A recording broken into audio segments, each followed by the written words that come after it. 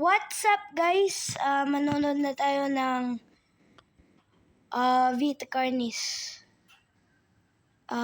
Manonood na tayo. Viewer discretion advised.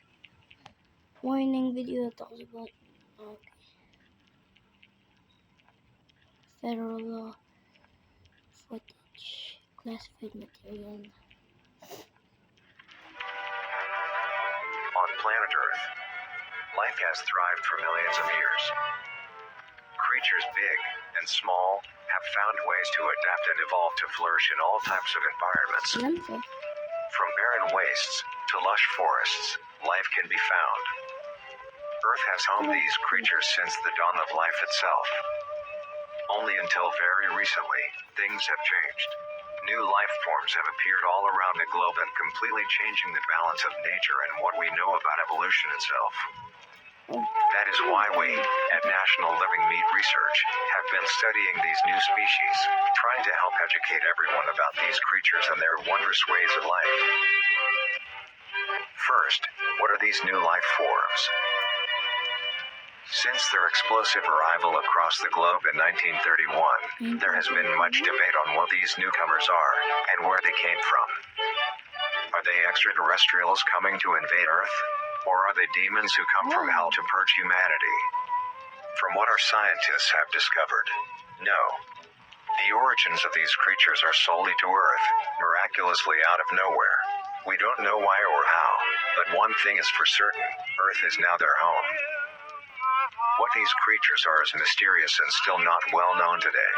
But here is what we do know. These creatures are comprised mainly of muscle tissue, organs, and bones. They greatly resemble animals with no skin, or store-bought meat. Because of these characteristics, they have been named accordingly as Vita carnis.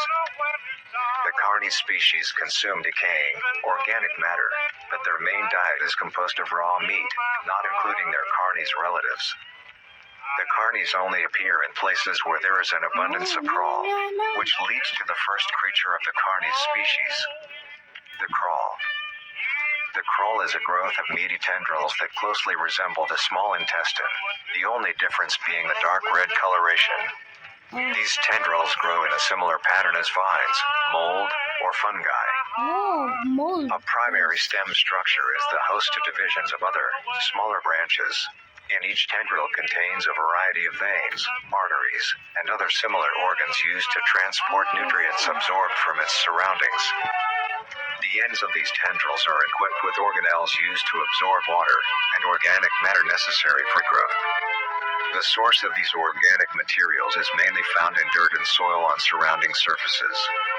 Using its root-like tendrils, it absorbs the material and processes it into usable energy, although the crawl also obtains energy through another means.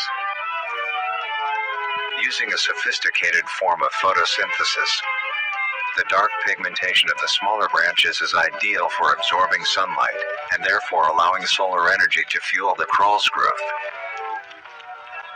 Because of its efficiency, it thrives in almost all types of environments, easily allowing it to spread across the world, and can be found pretty much anywhere.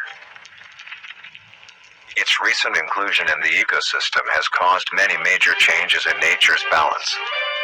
One may assume that the crawl's presence may outcompete any other competitors, but due to its unique life cycle, where old branches fall off and decay into nutrient-rich compost, all forms of life seemingly flourish instead. The crawl's abundance grants plenty of nourishment to all animals, from plants feeding on the decayed crawl, herbivores thriving on increased plant population, and carnivores feeding on both the abundant prey, and are able to eat the crawl as well. The presence of all these animals leave behind waste, which will be broken down and consumed by the crawl, and the cycle begins again. This form of symbiosis leads to an environment where all populations thrive. Humanity also uses the crawl to our advantage. Because of the supernatural rate of growth and its richness in nutrients, it has been sustainably cultivated into domestic farms. The crawl is harvested and processed into fertilizer, which greatly increases crop yield and quality. The crawl may also be used as a food source for humans, and reliably so. but due to its unkindly appearance and taste, it has yet to reach cuisine standards. The crow also plays a very important role in the next creatures that we have been studying. Sometimes, in a crow-populated environment, a node of meat may develop on one of the branches. This node will fall off and grow into a functioning organism, and go to live on as an independent animal. This leads us to the upcoming species that we will be discussing. The first of these creatures are the trimmings. The trimmings are small Guys, part 2, mag-react tayo ulit part 2 sa Vita carnis.